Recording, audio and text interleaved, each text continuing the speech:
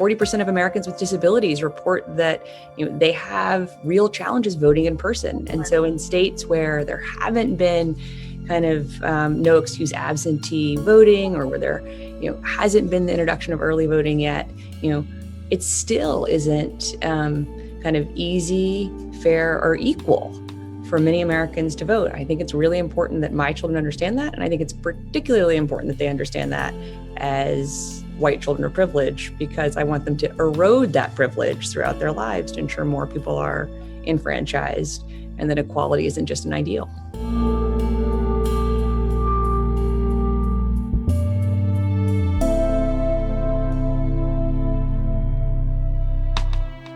We talked about the ratification of the 19th Amendment and Women's Equality Day, but how fundamentally kind of incomplete that victory was.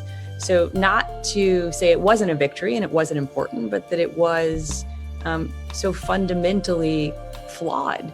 I mean, it wasn't only Black women who didn't have the right to vote. Indigenous and Native American women didn't have the right to vote, right, until the 1920s. And even then, so many of the Voting Rights Act cases have actually been against states like Alaska that have historically disenfranchised Indigenous and Native American women. So to say that, these fights are not just kind of in our history books, these are still active, ongoing fights